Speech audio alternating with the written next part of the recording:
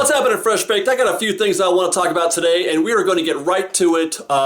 Yesterday, I saw, for my first time anyway, I don't know about you guys, but I saw 3 teasers for the new Alice in Wonderland sequel, Alice Through the Looking Glass. I think that's what they're calling it, right? Alice Through the Looking Glass. I mean, this is a sequel, right? I'm guessing, and I say that because I'm not real sure. I'm still not sure what that first movie was. Was that a remake? Or if it was a sequel of some kind? I'm not sure what that was. I mean, it wasn't quite a remake, and it's also not a sequel either. I don't think, anyway. I'm not sure. Maybe Fresh Baked, you can help me out. Did you know, by the way, just real quick, that movie made $1 billion worldwide? Disney, they have a hard time failing. And when they do, heads roll, like John Carter, right? I mean, I got fired for that. The one movie, they can't even make a single mistake. If it doesn't make, $1 billion, then it's a total failure. Yeah, so I'm not sure. I want to talk about Alice in Wonderland, the first Tim Burton one, for just a second, because, like I said, I'm not sure if it's not quite a remake and it's not quite a sequel. Well, what is it? And what does that make Alice Through the Looking Glass? The first Tim Burton movie hit a lot of the same notes that the original, Alice in Wonderland from, 1951, I think it was.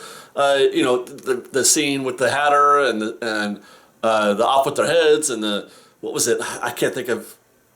Oh yeah, Tweedledee and Tweedledum. There's a lot of similar notes there.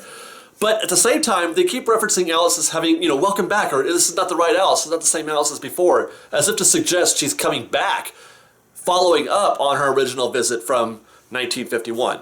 So it was a strange take on the Alice in Wonderland story, but I digress. So the teasers, there's 3, I think, and they're all like 8 seconds each, and all they're really doing is giving you like a flash of an image as text, about 2 or 3 seconds of film, and then, hey, come see our movie. So, but they're really fascinating. That's why I want to talk about it, because the first one I saw was this one with the door opening and Alice just falling out. I think it's Alice just falling out the door, but it's in the middle of the sky, and that image to me is just remarkable. I don't know what it is about that, but I'm like, that is somebody's mind is just way out there. How does that happen? And what I really want to know about that scene is I want to know what happened before and what happened after. Was she going through the door in like her real world and falling into the Wonderland, or I don't know. And then when she falls, is she falling into Wonderland? Anyway, I'm really curious the before and the after on that. Time is on your side, and really there's not a lot to see here other than it's so Tim Burton. Tim Burton, by the way, has somehow managed to make the same movie for, 20, 25 years, however long he's been doing it. I mean, his movies all have the same kind of look and feel to them, and he keeps making these, and they are being successful, and it just goes to show you just how brilliant and how awesome his abilities are with imagery and art direction and set design and that kind of thing. Although, he's got people helping him out with that, but that's clearly coming from his imagination. And this scene, this shot from that little teaser with the hearts and the queen.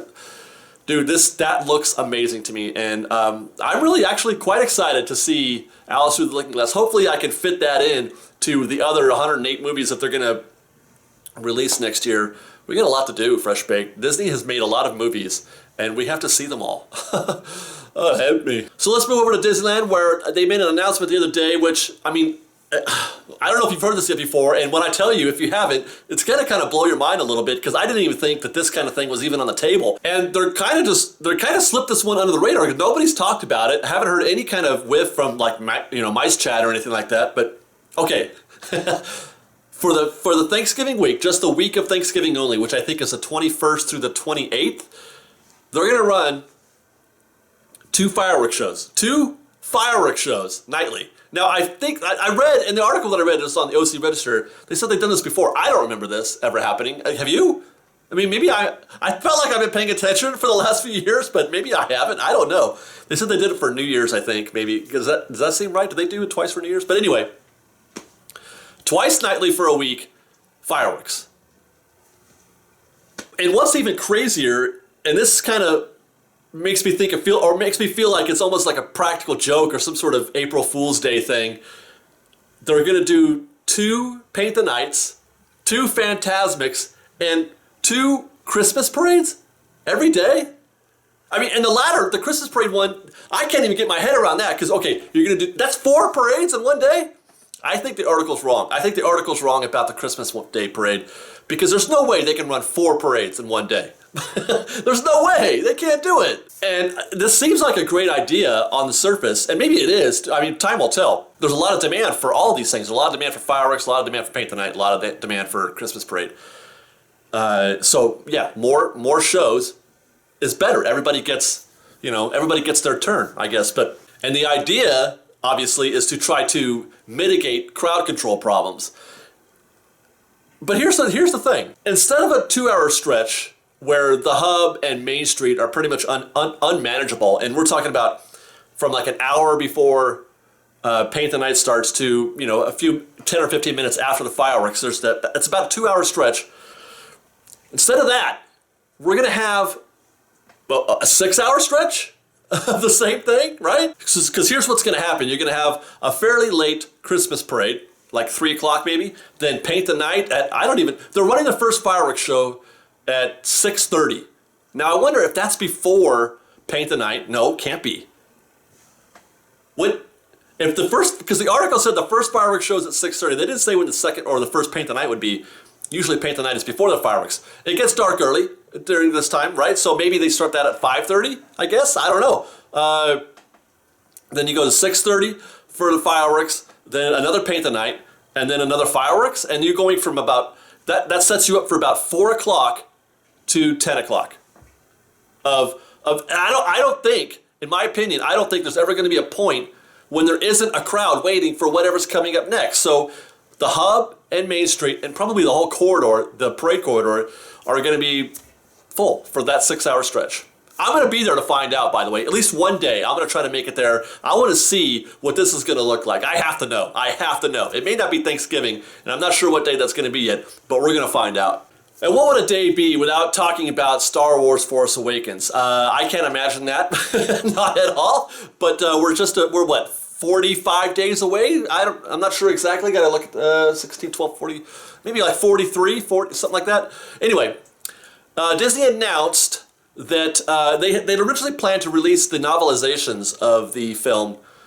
There's going to be one in print and then like an e-reader version of it. They were going to release those like a week or two before the movie released, or its first date. And now they're going to postpone it until the day after opening day.